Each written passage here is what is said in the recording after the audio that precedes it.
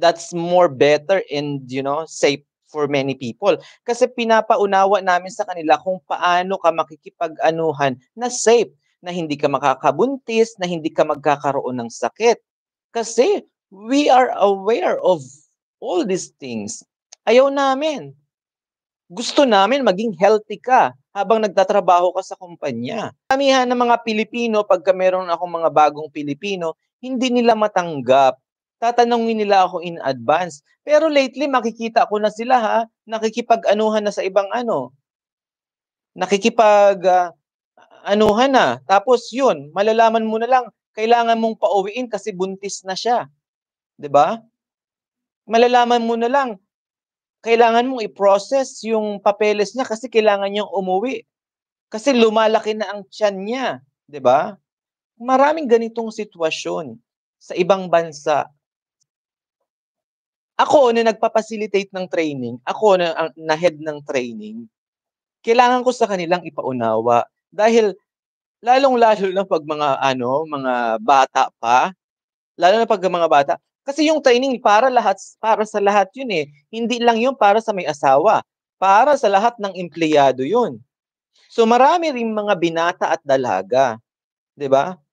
Ayun, may one time na kailangan may pauwiin ako. 5 months pa lang siya sa trabaho, nabuntis siya ng ng ibang lahi na yung ibang lahi meron ding asawa sa bansa nila, 'di ba? Gano'n. May mga gano'ng pangyayari. So, para maiwasan yung mga gano'n, kasi mahirap alam niyo ba, alam mo, mahirap mag-hire ng, mga mag-outsource ng mga empleyado sa iba't ibang bansa. Yung dalhin sila at pagtrabahuhin sila, let's say, um, kukuha ako ng staff sa Pilipinas para sa, let's say, para sabihin natin para sa Japan, 'di ba? Yung process ng kukunin ko yung Pilipina or Pilipino, lalaki man o babae, papunta ng Japan, sobrang laking gastos nun. Yung kumpanya is nag-invest na dun, papunta pa lang siya rito. Tapos pagdating niya ng Japan, 3 months pa lang siya, 4 months pa lang siya, nadisgrasya na siya, nabuntis na siya, na ngayon kailangan siyang pauwiin kasi not fit to work anymore, 'di ba?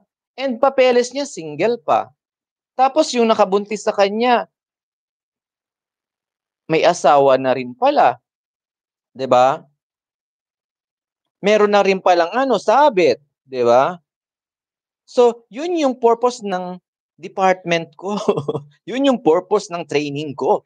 Hoy, 'wag mong kung gusto mo sabihin at hindi sila open-minded. Eto nga, um, actually merong yun, eh, denial kasi, napakaraming denial. Ayaw nilang matuto and, ayaw nilang, pakinggan kasi nga ang karamihan ang sinasabi nila is kaimoralan, 'di ba? 'Di ba? Ang daming nagsasabi niyan. Naku, napaka-ano naman niyan, yun, titikim ako ng ibang putahe. Naku, yung gano'n pala, 'di ba? Hindi nila hindi nila ma-digest, hindi nila anong tawag dito, hindi nila ma-absorb, ayaw nilang i-absorb, ayaw nilang mag-evolve, ayaw nilang matuto. Ayun, disgrasya, may asawa sa Pilipinas, may anak na buntis ng ibang lahi. Yung ibang lahi may asawa rin sa bansa nila, 'di ba? Oh, nasaan na yung pangarap mo sa buhay? Ayun, nawala yung pangarap sa buhay dahil kinati, 'di ba? Yun yung talagang eto sa totoo lang, Pilipino Pilipino at tsaka, ibang parte ng Asian country din. Siguro common yun sa mga Asian people, common yun. Pero when it's come to Western and some part of European countries, sila, kalmado lang sila, pero hindi sila nakakadisgrasya.